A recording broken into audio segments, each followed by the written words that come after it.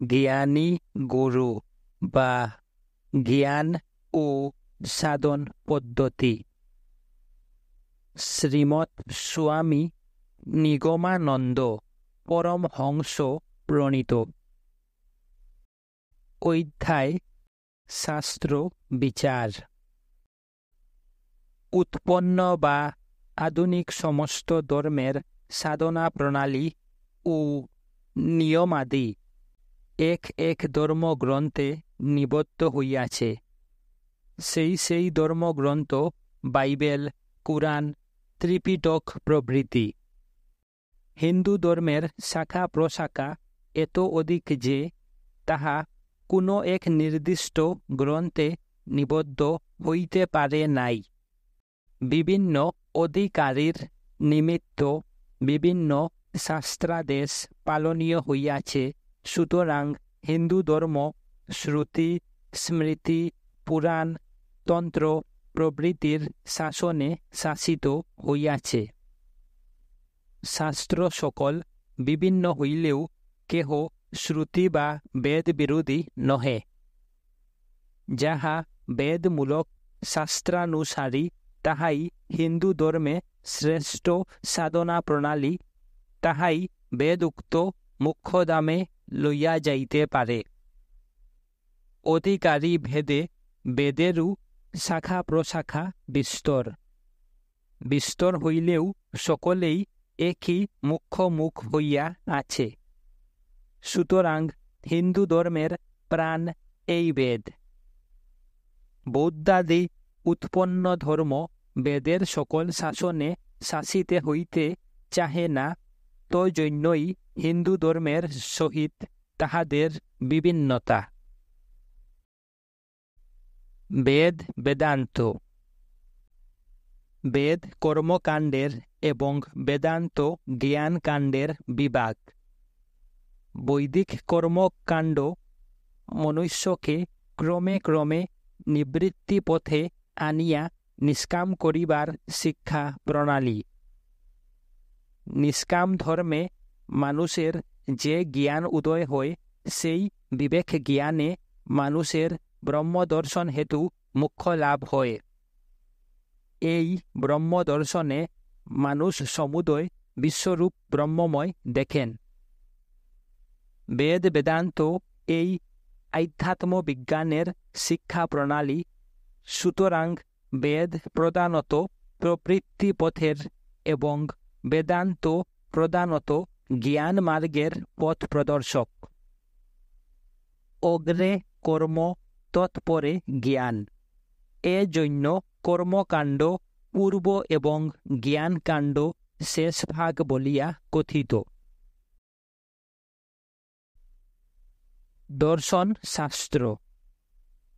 দর্শন শাস্ত্র সমুদয় বেদ বেদান্তের প্রধান চক্ষু ও মীমাংসা শাস্ত্র রূপে প্রকৃতপক্ষে ত্রয়ী বিদ্যার দর্শন স্বরূপ হইয়াছে। এই দর্শন শাস্ত্র অধিকারী বেদে দ্বৈত, দ্বৈতাদ্বৈত এবং অদ্বৈতবাদে বিভক্ত হইয়াছে। আস্তিক নাস্তিক ভেদে দর্শন শাস্ত্র বিবিধ। সংশয় না হইলে কিসের মীমাংসা হইবে? প্রথম পথ পরিষ্কার করিয়া দিবার জন্য সরবিদ আস্তিক দর্শন সেই নাস্তিকবাদ খণ্ডন করিয়া বেদকে প্রকৃষ্ট রূপে প্রতিষ্ঠিত করিয়াছে। স্মৃতি আদি সমাজ ধর্মশাস্ত্র।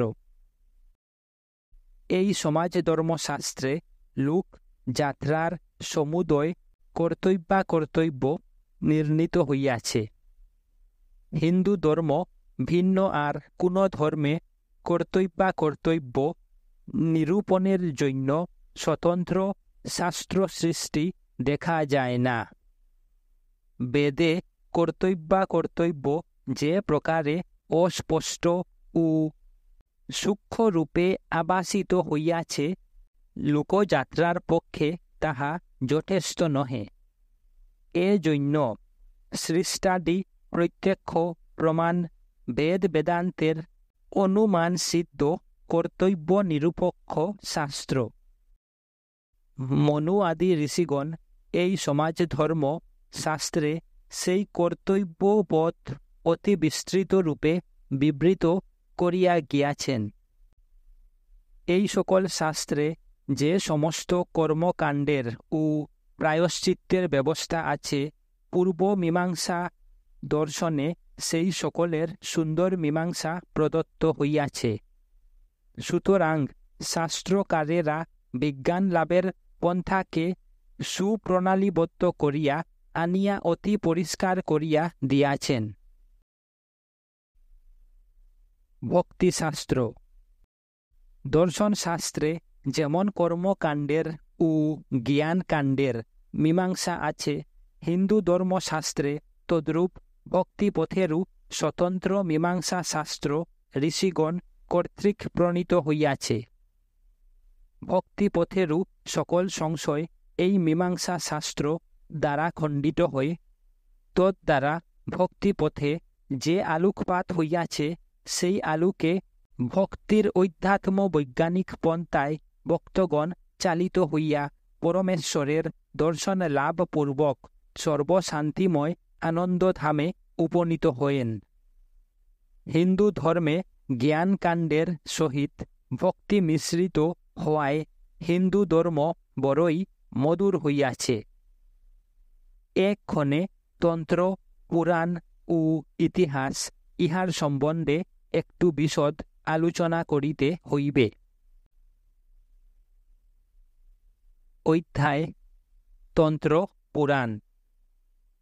বর্তমানে হিন্দু শাস্ত্রের তন্ত্র ও পুরাণ শাস্ত্র লইয়াই যত গোলযোগ। হিন্দু ধর্মের ভাবুক জনগণের ধর্মশাস্ত্র তন্ত্র ও পুরাণ দেখিয়া অনেকে ইহাকে আসেরে গল্প বা ব্রাহ্মণদিগের স্বার্থ বিরচিত গল্পগাথা এবং তদুক্ত বিভিন্ন অধিকারীর জন্য ভিন্ন ভিন্ন সাধনা প্রণালী দেখিয়া তাহা বালকের পুতুল খেলা বা হিন্দুদিগের কুসংস্কার বলিয়া নিজ অভিজ্ঞতার পরিচয় দিয়া থাকেন। যে দেশে তন্ত্র পুরাণের জন্ম, যে দেশের লোক কত যুগ যুগান্তর হইতে তন্ত্র পুরাণের মতো পূজা ও ক্রিয়াকলাপ করিয়া আসিতেছে, তাহার প্রকৃত তত্ত্ব ও মহান উদ্দেশ্য অন্য দেশের লোকের বুঝিবার সাধ্য কি? কেননা হিন্দুদের পুরাণাদি দর্শনশাস্ত্রের স্থূল অংশ, যাহাদের বুদ্ধিতে দর্শনের সূক্ষ্ম তত্ত্ব ধারণা হয় না, গল্পে উদাহরণে তাহাদের জন্য পুরাণ আখ্যানের সৃষ্টি। এতএব অদূরদর্শী অজ্ঞান ব্যক্তির নিকট পুরাণ আখ্যান আরব্য উপন্যাসের গল্প বলিয়াই বোধ হয়। পূর্বে বলিয়াছি, হিন্দুর শাস্ত্র উপদেশ অধিকার ভেদে সেই জন্য কিঞ্চিত আবৃত্ত। কেননা যাহারা অধিকারী তাহারাই মর্মগ্রহণে সক্ষম হইবে, অনধিকারী কেবল অর্থ বুঝিয়া কি করিবে, আসল বিষয় বুঝিতে পারিবে না। বেদে সূক্ষ্ম রূপে যে যুগপথ আবাসিত হইয়াছে, তন্ত্র বা আগমে সে যুগপথ পরিষ্কার করিয়া বিবৃত করা হইয়াছে। সেই যুগপথে সামর্থ্য দিবার জন্য যে সকল শক্তি প্রয়োজন, এই যুগশাস্ত্রে সেই সকল শক্তির বিরাট রূপও প্রদত্ত হইয়াছে। শ্রুতি, স্মৃতি ও দর্শন আদিতে সূক্ষ্ম কথার প্রসঙ্গ, পুরাণে ও তন্ত্রে স্থূল কথার প্রসঙ্গ।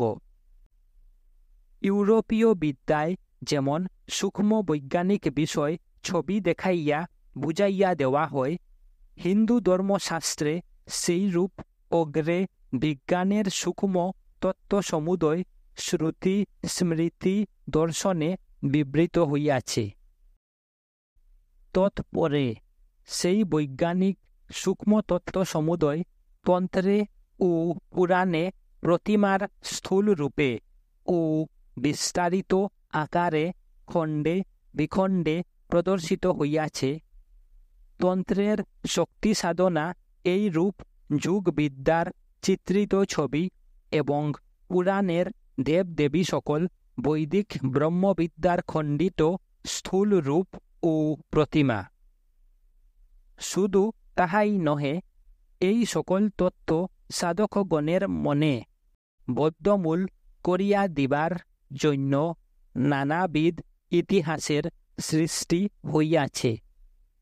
এই ইতিহাস ত্রিবিধ, যথা প্রথমত অধ্যাত্ম বিজ্ঞানের সূক্ষ্ম তত্ত্ব সমুদয় বিশদ করিয়া বুঝাইবার জন্য পশু পক্ষী প্রভৃতির আখ্যান অচ্ছলে তত্ত্বোপদেশ এক প্রকার ইতিহাস। এই রূপ ইতিহাস মহাভারতের শান্তি পর্বে ভীষ্ম কর্তৃক বিস্তর কথিত হইয়াছে। দ্বিতীয়ত নিম্নাধিকারী জনগণের প্রবোধ ও শিক্ষার্থে দেবদেবীর সৃষ্টি ও লীলাদি বিষয়ক ইতিহাস। তৃতীয়ত ভক্ত সাধক ও যোগীদিগের আখ্যায়িকা, সমস্ত জীবনের আখ্যায়িকা নহে, তাহাদের জীবন চরিত মধ্যে যাহা কিছু অসামান্য অসাধারণ ও দেবতুল্য ছিল, কেবল সেই চরিতাংশ বিষয়ক বিবরণ। কারণ হিন্দু ধর্মশাস্ত্রে ইতিহাসের প্রতিপাদ্য বিষয় পরমার্থ তত্ত্ব। সুতরাং ইংরাজিতে যাহাকে ইতিহাস বলে, আর্যশাস্ত্রে ইতিহাস শব্দের অর্থ ঠিক তাহা নহে। হিন্দু শাস্ত্রে ইতিহাসের অর্থ এইরূপ লিখিত আছে: ধর্ম, অর্থ, কাম ও মোক্ষ এই চতুর্বর্গ লাভের উপায়স্বরূপ উপদেশযুক্ত যে পুরাবৃত্ত, তাহাকেই ইতিহাস বলে। সেই ইতিহাসের প্রতিপাদ্য প্রধানত পরমার্থ তত্ত্ব, ব্যবহারিক জ্ঞান নহে। সেই তত্ত্ব জ্ঞান দিবার জন্য পুরাণ আদিতে অদ্ভুত কল্পনা সম্ভূত ঐতিহাসিক বিবরণের সৃষ্টি। সেই ইতিহাস পরমার্থ জ্ঞানের প্রবাহক মাত্র। সেই সমস্তই আধ্যাত্মিক অর্থপূর্ণ পারমার্থিক ইতিহাস, অধ্যাত্ম জগতের প্রকৃত ঘটনা ও তত্ত্বকথা। উপনিষদে সামান্যকারে যে ইতিহাস আরোদ্য আছে, পুরাণে ও তন্ত্রে তাহারই বিস্তৃত সৃষ্টি। এই পুরাণ, তন্ত্র ও স্মৃতিশাস্ত্র হইতে নিম্ন অধিকারী সাধকের জন্য শক্তিবাদ, ভক্তিবাদ ও কর্মবাদের উৎপত্তি হইয়াছে। যাহার যেরূপ প্রবৃত্তি, তিনি তদনুযায়ী এক বা উন্নতর বাদের আশ্রয় গ্রহণপূর্বক ভগবৎ আরাধনায় প্রবৃত্ত থাকিয়া ক্রমে ক্রমে একান্ত ঈশ্বরপরায়ণ হইলে, যখন তাহার কর্মসন্ন্যাস যুগে বিষয় বৈরাগ্য উপস্থিত হয়, তখন তিনি দার্শনিক তত্ত্ব জ্ঞানের অধিকারী হয়েন। তন্ত্র ও পুরাণ হিন্দুদের অজ্ঞান বিজৃম্ভিত সৈন্য উচ্ছ্বাস নহে। পূর্বেই বলিয়াছি, বেদে সূক্ষ্মরূপে যে যুগপথ আবাসিত হইয়াছে, তন্ত্রে সেই যুগপথ পরিষ্কার করিয়া বিব্রত হইয়াছে। দক্ষ যজ্ঞ হইতে 10 মহাবিদ্যা রূপ, যজ্ঞ নষ্ট, সতীর দেহত্যাগ, শিবের সাধনা, মদনভস্ম ও কার্তিকের জন্ম প্রভৃতি উপাখ্যানগুলি আশা করি হিন্দু মাত্রেই অবগত আছেন। তাহার সূক্ষ্ম তাৎপর্য যুগীর যুগ সাধনা। এখানে মানবের মনই দক্ষ, তিনি আপন কর্মশক্তি গর্বে স্ফীত হইয়া ঈশ্বরহীন কর্ম করিতেছেন। সাংখ্যমতের প্রকৃতি পুরুষ, এখানে সতী ও শঙ্কর। এখন কর্মশক্তির পরিচালনায় অপরা প্রকৃতিকে বাধ্য হইতে হইবে। মানবের ঈশ্বরহীন কর্মই দক্ষযজ্ঞ, কিন্তু এরূপ কর্মে ঈশ্বরস্বরূপ আত্মা শক্তি দিতে চাহেন না, তাই প্রকৃতির দশ মহাবিদ্যা রূপ ধারণ। দশ মহাবিদ্যার রূপ জাগতিক ঐশ্বর্য মূর্তি। আত্মা দশ মহাবিদ্যা বা জগতের রূপ দেখিয়া মুগ্ধ হইলেন। প্রকৃতি কর্মের অধীন হওয়ায় দেহ ত্যাগ করিলেন, অর্থাৎ সূক্ষ্মরূপে কুণ্ডলিনী অবস্থায় সাধারে মহানিদ্রিতা হইলেন। এই পর্যন্ত জীবের বর্তমান অবস্থা, তৎপর সাধনপথ, ইহাই মহাদেবের তপশ্চর্যা। মর্ম এইরূপ। যোগের দ্বারা আত্মা তাহাকে জাগাইয়া লইলেন। কুণ্ডলিনী জাগিয়া ষটচক্র ভেদ করিয়া সহস্রার পদ্মে তাহার সহিত বিহারে রত হইলেন। এই জাগরণ সতীর পুনর্জন্ম, বিবাহ ষটচক্র ভেদ, আর সহস্রারে শিবের সহিত সম্মিলনী বিহার। সেই বিহারের ফলে কার্তিক ও গণপতির জন্ম। ইহার তাৎপর্য এবংবিধ। সাধকের সর্বসিদ্ধি করত লগত, আর এই সূক্ষ্ম প্রকৃতি পুরুষের সংযোগে যে শক্তির উদ্ভব হয়, তাহার দ্বারাই হৃদয়রূপ স্বর্গরাজ্যের কাম ক্রোধাদি অসুরগণ দূরীভূত ও দয়া দাক্ষিণ্যাদি দেবশক্তি রক্ষিত হয়।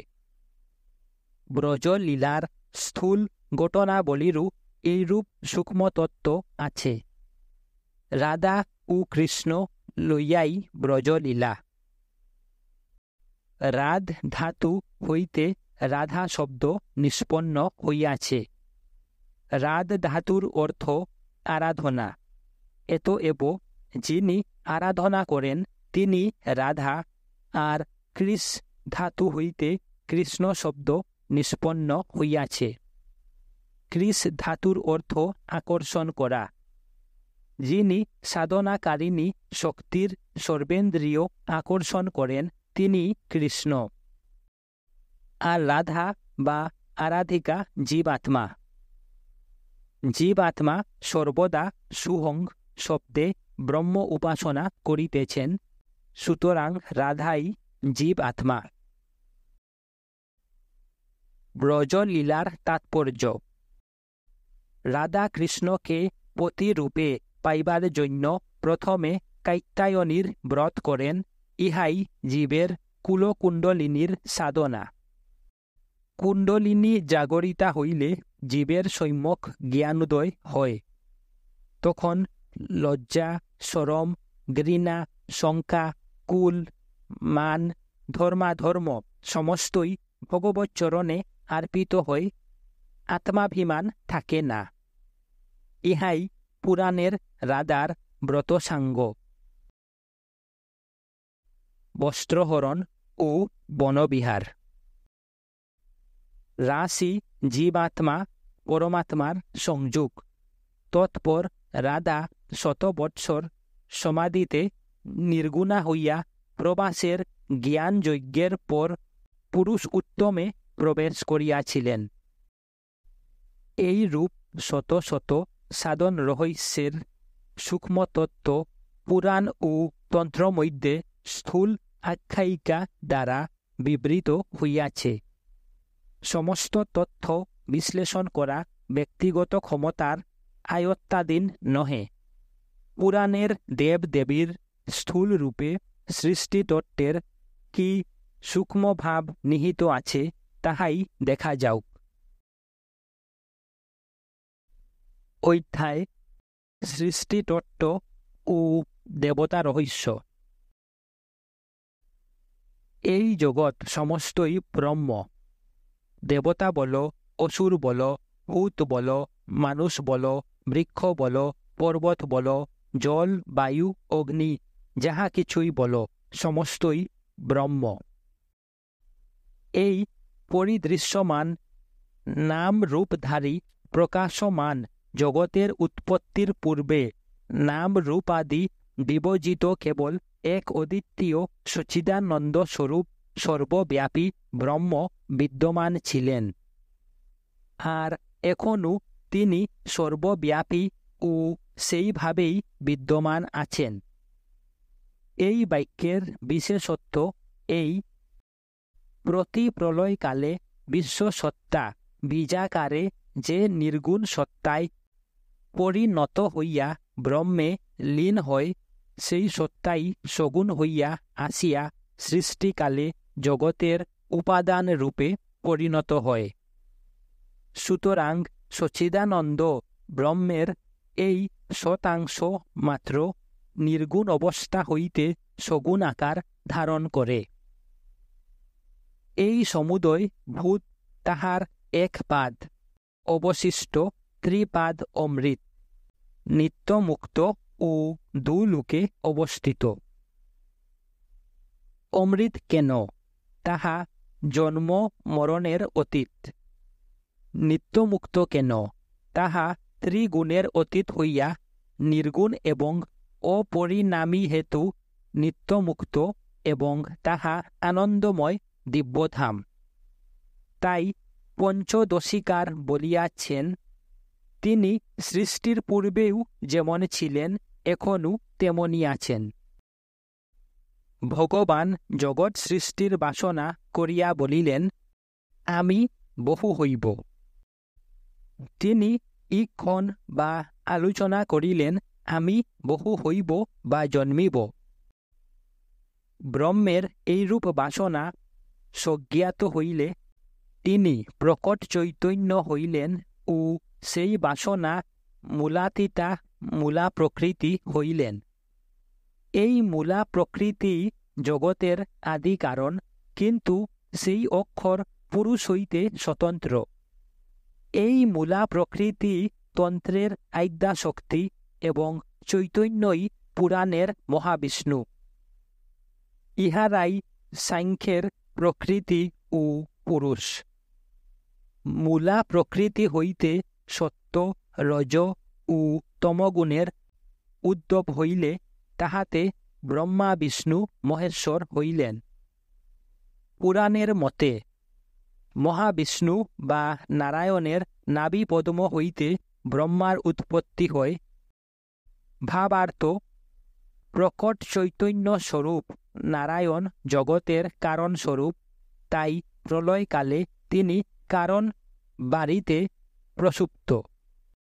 সেই কারণের জগৎ তাহারই সৃষ্টি, সেই কারণ জগৎ পদ্মস্বরূপ। পদ্ম অর্থে ব্রহ্মাণ্ডের আবাস। ব্রহ্ম স্বয়ং সমস্ত কারণ ও শক্তিসমূহের দ্বারা সৃষ্টি স্বভাব প্রাপ্ত হইয়া আপনার অধিষ্ঠান রূপ জগতের সূত্র আবাস পদ্ম লইয়া সৃষ্টি আরম্ভ করিলেন।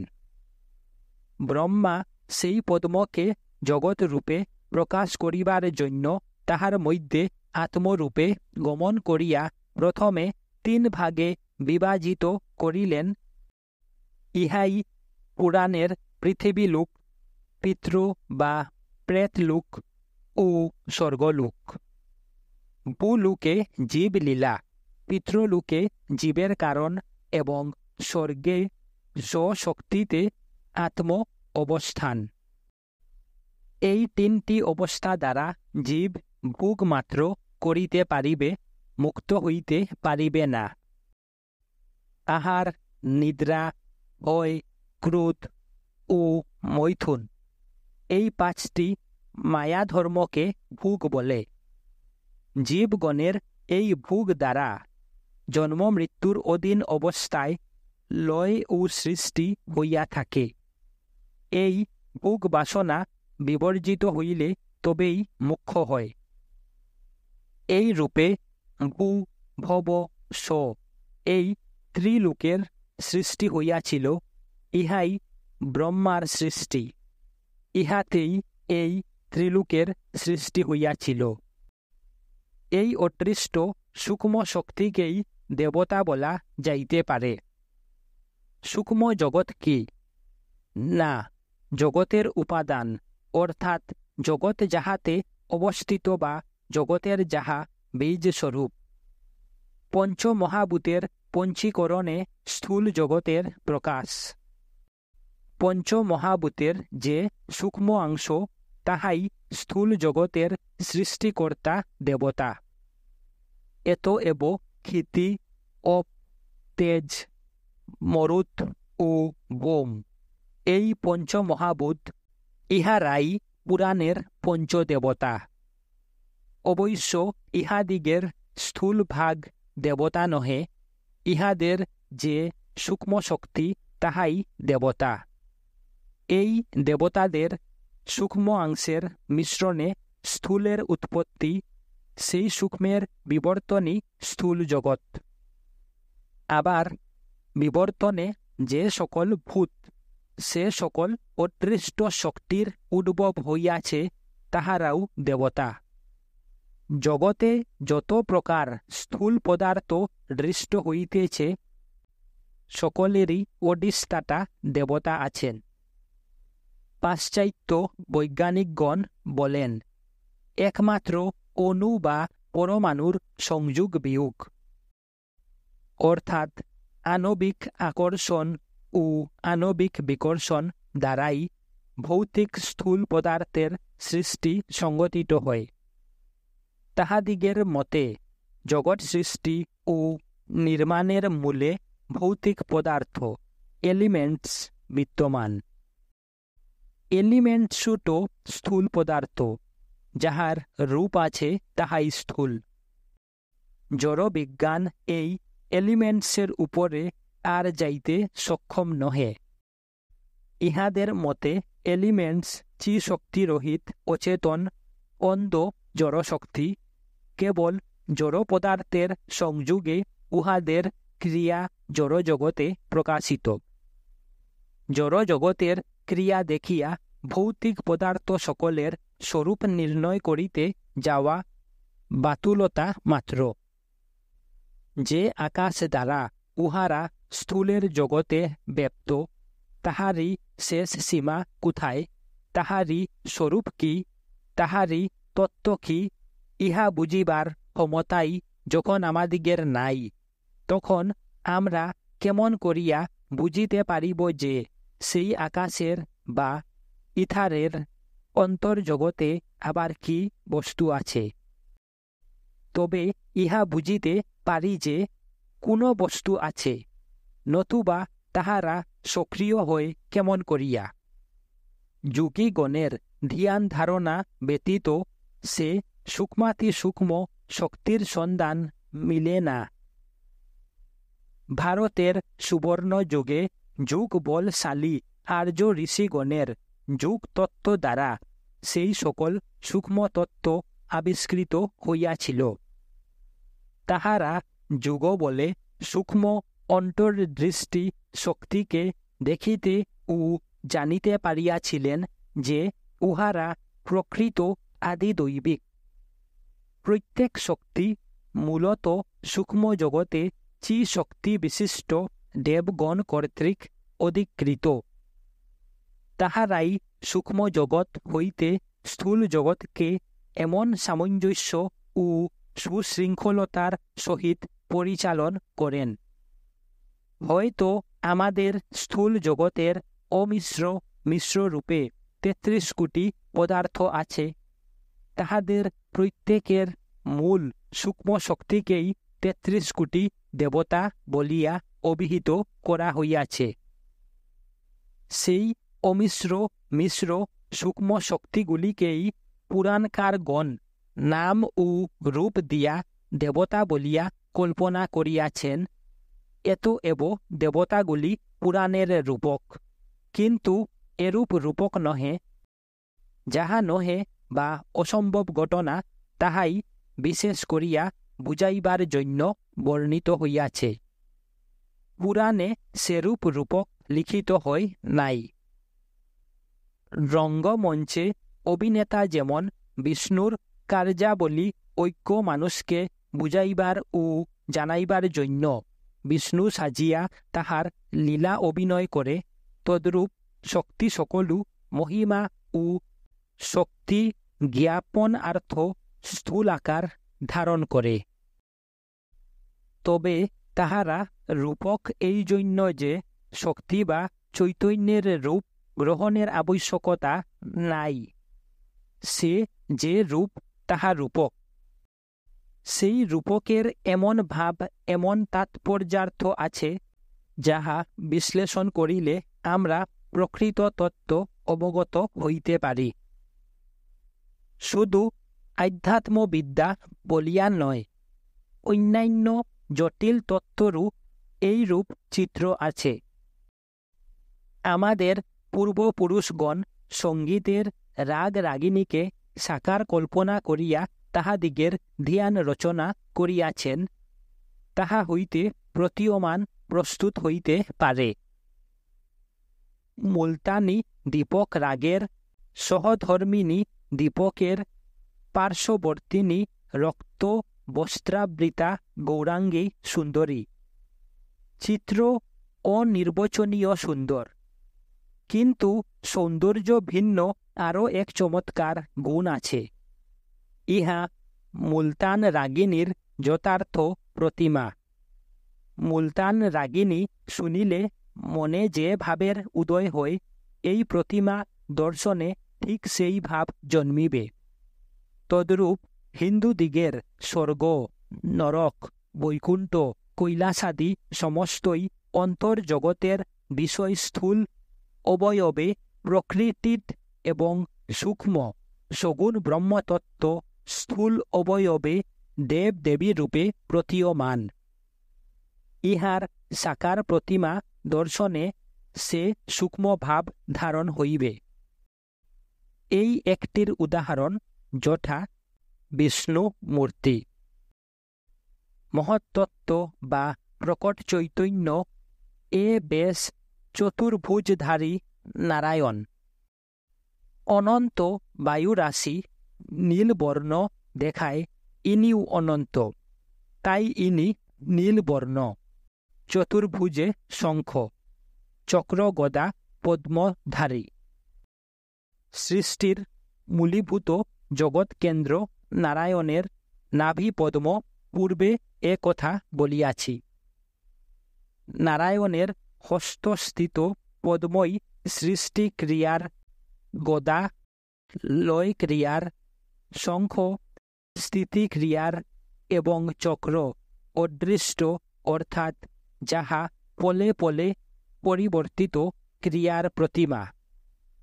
সূর্য, গ্রহ, নক্ষত্র আদি তাহার অলঙ্কার স্বরূপ। বিষ্ণুর দুই স্ত্রী লক্ষ্মী ও সরস্বতী।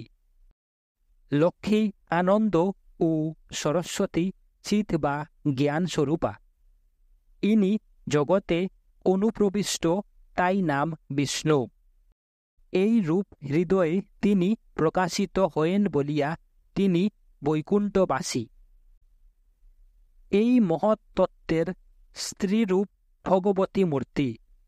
ইহাই ভগবানের শাক্ত শরীর। দক্ষিণে ঈশ্বরের ঐশ্বর্য সমষ্টি আনন্দরূপা লক্ষ্মী, বামে নির্মল জ্ঞানরূপা শুদ্ধ সত্তা চিশক্তি সরস্বতী, উভয়ে পার্শ্বে সর্বসিদ্ধিপ্রদ গণেশ, দেবশক্তি রক্ষাকারী কার্তিক। অসুর শক্তি পরাজিত এবং সৃষ্টি স্থিতি লয়ের সূক্ষ্ম শক্তি দেবতা রূপে চালে অঙ্কিত। ইনি 10 দিকে 10 হাত বিস্তার করিয়া জগতের কার্যে নিযুক্তা। কালী মূর্তি। সাংখ্য দর্শনের সগুণ ঈশ্বর বা প্রকৃতি পুরুষের প্রতিমা। সাংখ্যের মতে পুরুষ জড়, প্রকৃতি ক্রিয়াশীল। তাই শিব শিবাকারে পতিত, প্রকৃতি তাহাতে স্থিত হইয়া জগৎ ব্যাপার সম্পন্ন করিতেছেন। এই রূপ জগতের সৃষ্টি স্থিতি লয়ের অদৃষ্ট সূক্ষ্ম শক্তিগুলি পুরাণে সাকার কল্পিত হইয়া নাম ও রূপ প্রাপ্ত হইয়াছে।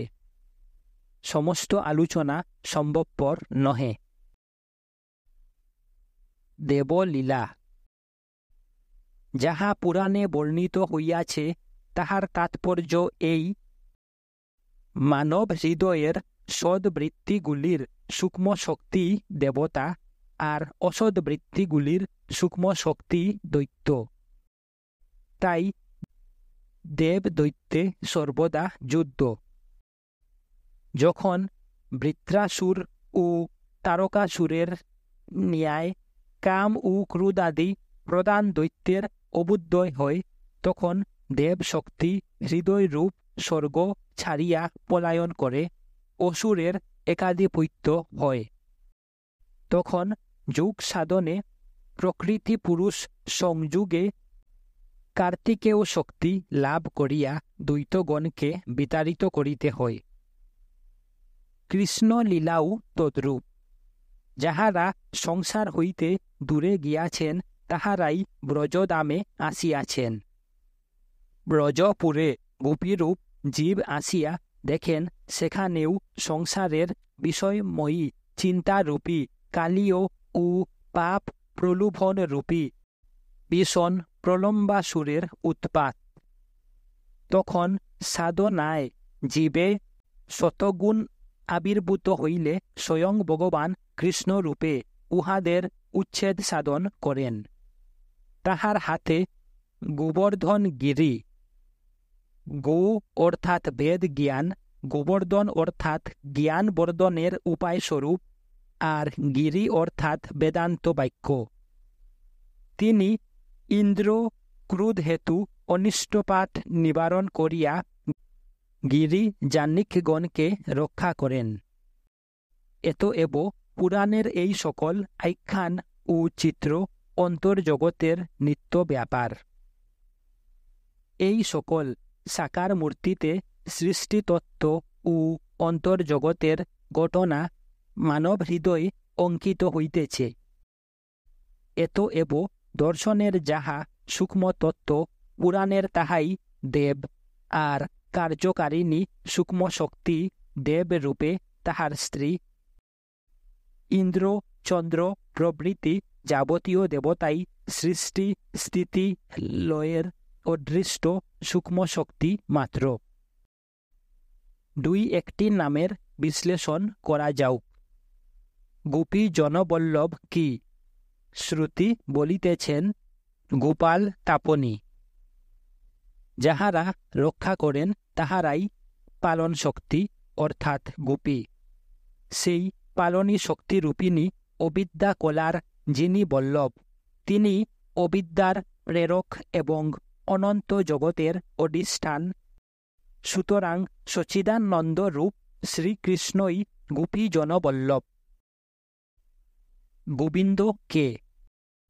গোবা জ্ঞানের বৈদ্য উপলভ্য গোবিন্দ। গো শব্দের অর্থ বেদ জ্ঞান বা তত্ত্বজ্ঞান। যিনি বেদ বা তত্ত্বজ্ঞান দ্বারা উপলব্ধ তিনি গোবিন্দ। বাসুদেব কে? বসুদেবের পুত্র। বসুদেব কে? বসুদেব শব্দে বিশুদ্ধ সত্যগুণ বুঝায়।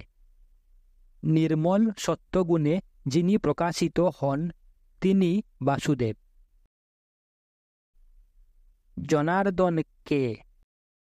যিনি ভক্তজনের জন্ম মৃত্যু নিবারিত করিয়া মুক্তি দেন তিনি জনার্দন।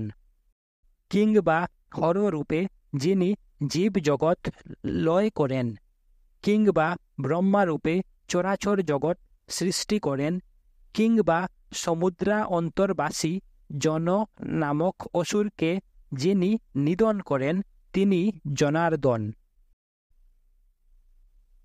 ভগবান কে?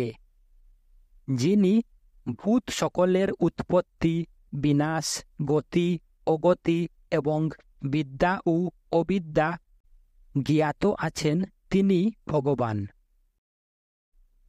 এক্ষণে রূপের আলোচনা করা যাউক। ভগবানের সাত্ত্বিকী মূর্তির ধ্যান, যথা ষটপুণ্ডরী কনয়নম কি, যাহাকে নির্মল হৃত কমলে লাভ করা যায়। মেঘাভঙ্গ কি, সচিদানন্দ স্বরূপ বৈদ্যুতিক আভা বিশিষ্ট হইয়া যিনি উৎপন্ন মনে শান্তি প্রদান করিতেছেন। বৈদ্যুতাম্বরং কি, যিনি স্বপ্রকাশ ও চিদাকাশ স্বরূপ, যাহাকে প্রকাশ করিতে কিছুরই আবশ্যকতা হয় না, যিনি নিজ চিৎস্বরূপে বিদ্যুৎ সম প্রকাশিত হইয়া আছেন, তিনি পীতাম্বর, তাহার উজ্জ্বল পীতাম্বর সেই বিদ্যুৎ সমান। দ্বিভুজং কি, জগৎ সৃষ্টির কারণ হিরণ্যগর্ভ এবং জগতের মূর্তির হেতু বিরাট পুরুষ, তাহার দুই হস্ত। জ্ঞানামুদ্রায়দাং কি, যিনি তত্ত্বমসি রূপে সচিদানন্দৈক রসাকার মূর্তিতে প্রকাশমান। বনমালিনং কি, যিনি নির্জন প্রদেশে স্বীয় ভক্তগণের নিকট প্রকাশমান। ঈশ্বর কি, যিনি ব্রহ্মাদি দেবগণের ও সকলেরই নিয়ন্তা। এতএব সত্যরূপী ভগবান নির্মল পণ্ডরীকনয়ন, জলধর কান্তি পীত বসন, দ্বিভুজধারী হৃদয়ে অঙ্গুষ্ট ও তর্জনীর যোগরূপ, জ্ঞান মুদ্রাধারী বনমালা বিভূষিত সকলের ঈশ্বর। পাঠক, রূপ ও নামে কি বিরাট ব্যাপার ও মহান উদ্দেশ্য নিহিত আছে বুঝিলেন। আমরা আর্য ঋষিদিগের এই সকল আশ্চর্য কবিত্ব ও কল্পনার যতই আলোচনা করিব, ততই তাহাদের মহতী কীর্তির পরিচয় পাইব। বিলাসের উপকরণ চিত্রাদি হইতেও হিন্দু জ্ঞান লাভ করিতেছে। এই দেখো হর গৌরী মূর্তি, জ্ঞান ও প্রেমের জ্বলন্ত ছবি। জ্ঞানী মহাদেব প্রতিমা, জ্ঞান উৎপন্ন হইলে সংসার আসক্তি দূরে যায়। তাই কাশীর ন্যায় যাহার স্বর্ণপুরী ও কুবের যাহার ভাণ্ডারী, তিনি কোনও দিকে ভ্রুক্ষেপ না করিয়া ভস্ম ও নরাস্তি অলঙ্কারে নগ্নবেশে শ্মশানবাস করিতেছেন। জ্ঞানযোগী সর্বকার্যে উদাসীন, কিন্তু ভগবৎ প্রেম তাহাকে জড়াইয়া রাখে। জ্ঞানে প্রেম ও প্রেমে জ্ঞান মিশিয়াছে। কি সুন্দর দৃশ্য! এবংবিধ জ্ঞানযোগীর মানসপুরী কৈলাস সধাম তুল্য। আবার ওই ছবিখানা দেখো, কৃষ্ণ কদম্বতলে দাঁড়াইয়া রাধা নামের সাদা বাঁশি বাজাইতেছেন। ধর্ম, অর্থ, কাম, মোক্ষ এই চারি ফলযুক্ত কল্পতরুর মূলে দাঁড়াইয়া ভগবান বিবেক বাঁশরী স্বরে আরাধিকা জীবকে অমৃত ফল ভোগের জন্য ডাকিতেছেন।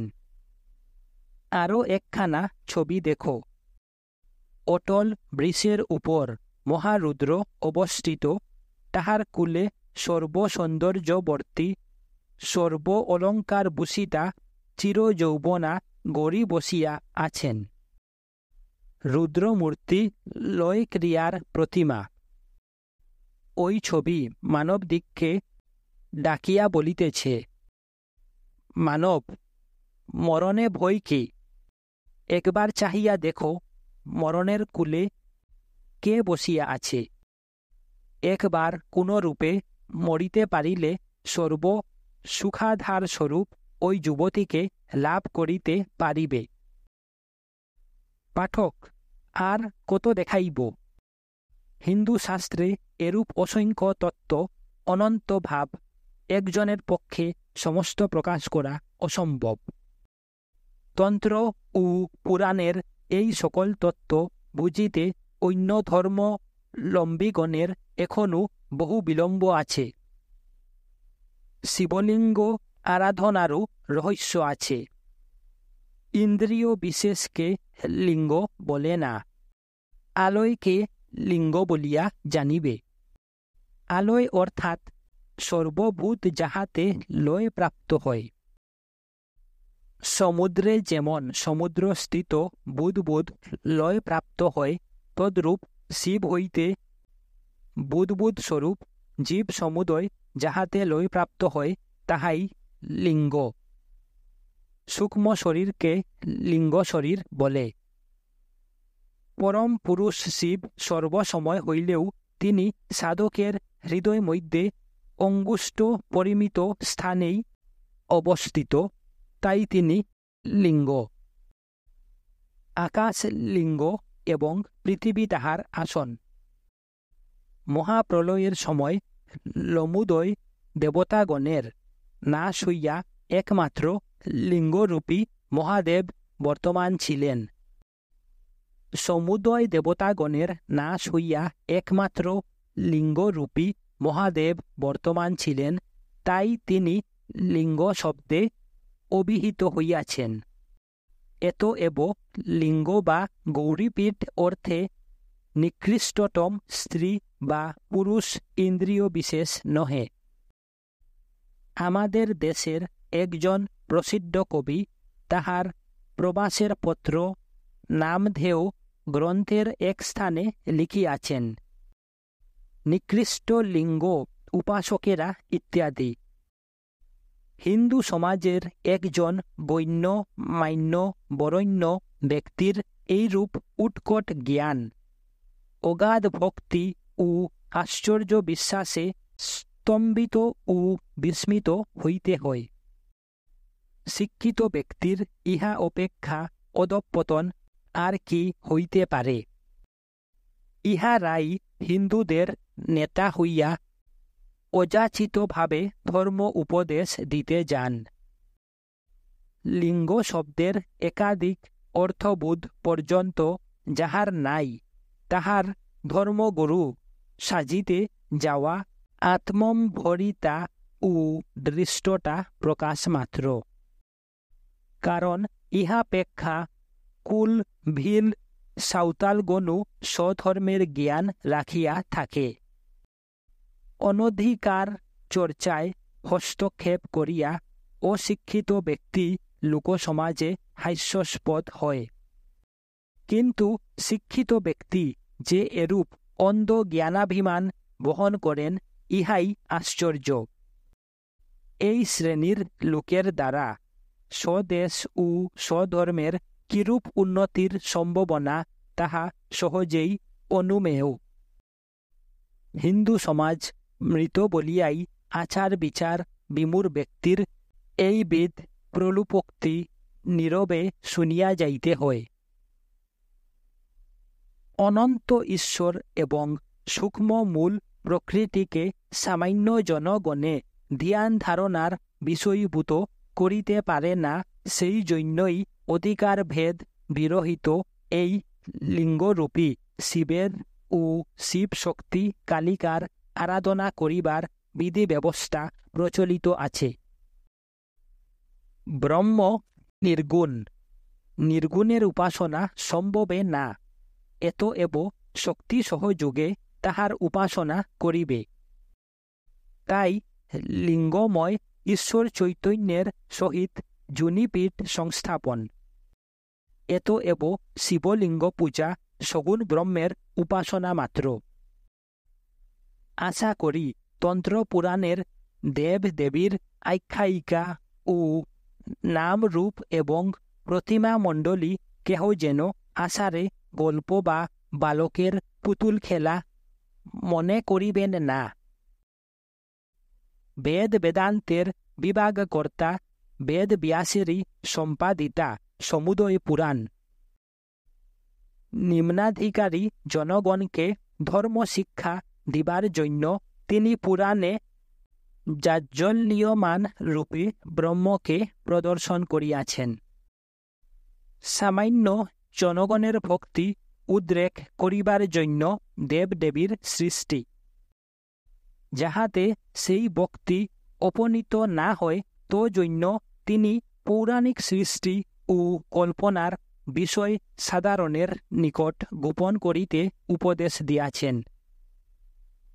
কিন্তু হিন্দু জানে ব্রহ্ম চিন্ময়, অদ্বিতীয় ও মায়াতীত এবং অশরীরী হইলেও উপাসক দিগের কার্য সাধনার্থ তাহার রূপকল্পনা হইয়া থাকে। যখন সাধক অধিকারী হইবে তখন পৌরাণিক রহস্য সমুদয় আপনি আলোকের ন্যায় প্রকাশিত হইবে।